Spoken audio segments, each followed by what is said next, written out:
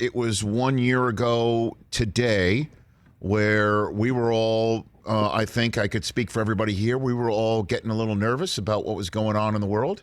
We were all wondering what was happening in the world, certainly in our immediate orbit, sitting here on a set of a show that was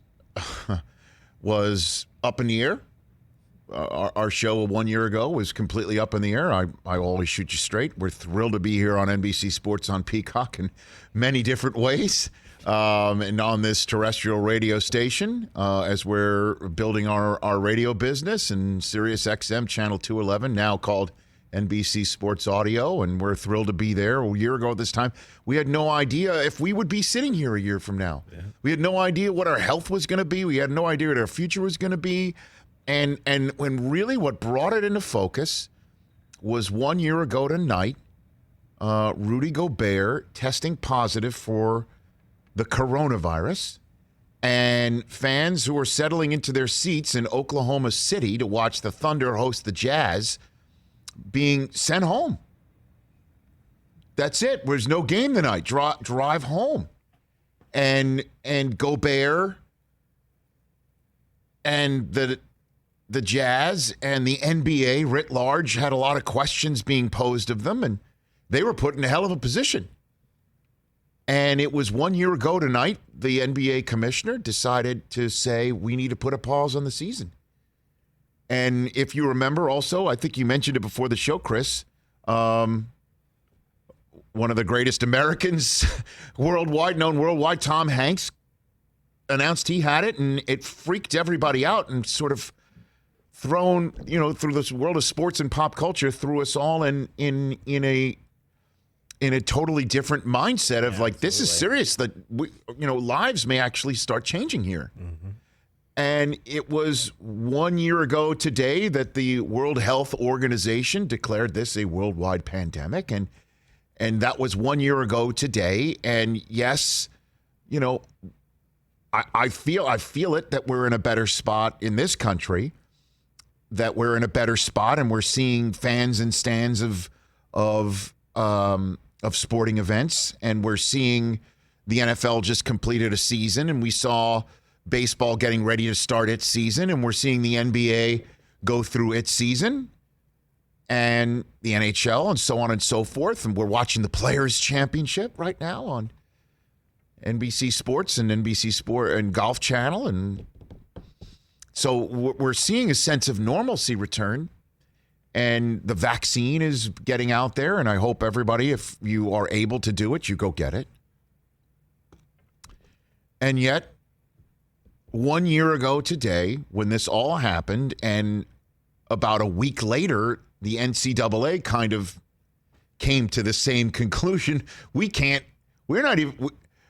think, Mike, you were 1 year ago next week, you were working the soundboard for the Big East tournament on one of the Fox networks. We went in, did the pregame show, and they're like, and Madison Square Garden tipped it off, and then they're like, I think we got to stop right in the middle of this thing. Yeah.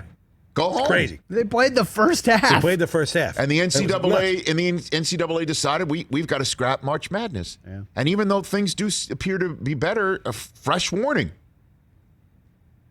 Duke, one of the blue bloods of the sport, announced that a player is tested positive, or somebody within their orbit is tested positive for COVID-19. The ACC has just said Florida State's moved on, Duke's out, and Duke, one would think that's the end of their season. They actually confirmed. Yeah, their AD has said their season is over. Over. All the conversation about Coach K and the team, and oh my gosh. Crazy. And, just Google it. Everything that was going back and forth about this team and how it involved other coaches talking about decisions that were made. Oh my gosh. Now they're done. Wear a mask. Still be vigilant. I understand that people view this as a political statement. It's not. It is not. It is fact. It is smart. It is wise. It is something that, because we're so close. I feel like we're so close. We are. I mean, right now, definitely feels like there's no combine. We didn't have a combine, but it sure looks like we're going to have a draft, and it sure looks like I'm going to actually physically be in the state of Ohio for it. That's the way it looks like right now to host it. Can't wait. Smart protocols will be taken, and hopefully that will happen. But to me, to see that Duke, after the entire season, everything that they went through as a team, as a school, as an organization, or a program, which is what you have to call it for college, it just struck me that to get through all of this, to get to this point, and hope that they go on some sort of a run to get to next week's Indianapolis bubble, where the Big Ten already is. Yeah, they were definitely a bubble team.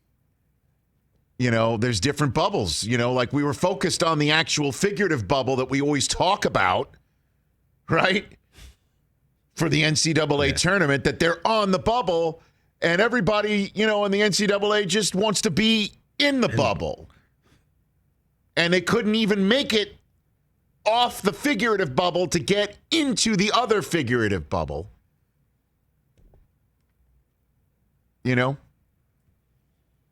It's reality, and it's unfortunate, and I send my best to Duke and Coach K and everybody there. And what a bummer for all those kids to go through it and fight through it and do all the protocols that they go through, and then this happens.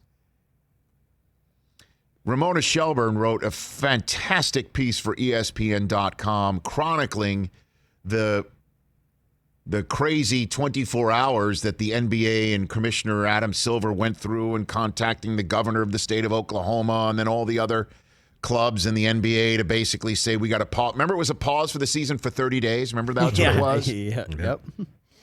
And then they get into the bubble. We're showing a photograph right here of then Thunder coach Billy Donovan and Quinn Snyder, the coach of the Jazz, talking it over with the officials. Fans in the stands standing there going, what's going on? Go home. Go home. It's COVID-19. World's changing.